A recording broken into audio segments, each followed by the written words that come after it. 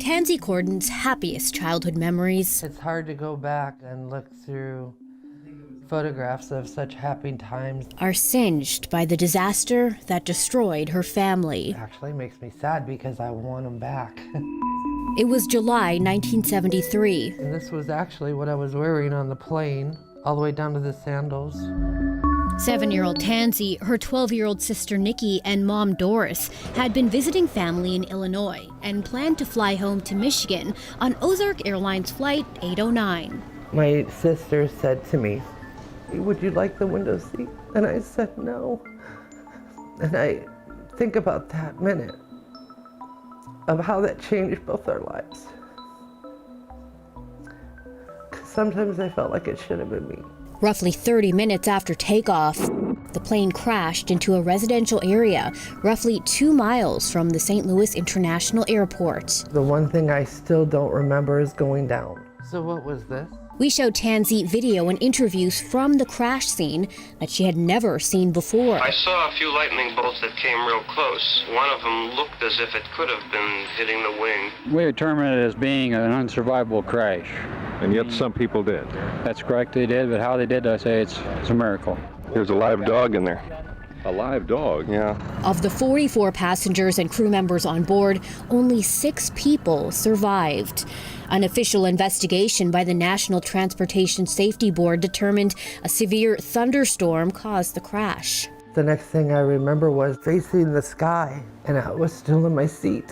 I couldn't move one of my arms. She heard sirens in the distance and saw chaos all around.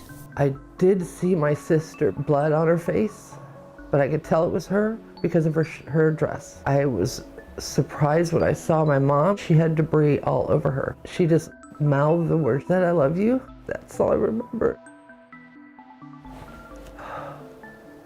I didn't think I would be this emotional. I've dealt with this for a long time, so it's kind of surprising I'm still so emotional about it. Did you get to see your sister again? And she was in a different hospital, and my dad had to take her off life support. Her brain was gone. Tansy was taken to the hospital with a broken arm, but she doesn't remember how she got there. Our research helped fill in some of the blanks. Coat rushed over to the crash scene and pulled. What? How did that happen? Tansy never knew a St. Louis man living near the crash site saved her life. It's just I knew nothing about this man.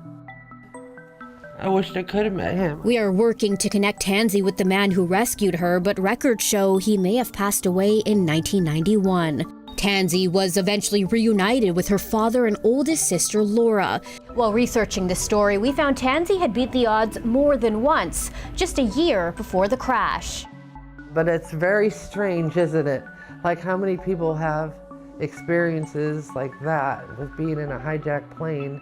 On a flight to Miami, the family's plane was hijacked. Although most passengers didn't realize it until the plane had landed, Tansy was just 6 years old.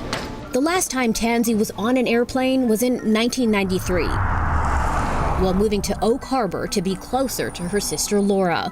The two were inseparable for decades until Laura's death in 2011. I had such a great family. Did you ever try to recreate that for yourself? You know, it's funny, no, I didn't. I think part of me was almost afraid to do it because I didn't want to go through it again. The loss was incredible. Tansy says she's grateful she was able to maximize her time with her sister. She hopes her story helps others appreciate the family they have. Yeah, I'd give anything back to fight with my sister or to be mad at my mom. Anything can happen in a split second and your world is just gone. So enjoy what you have, you know, don't take it for granted.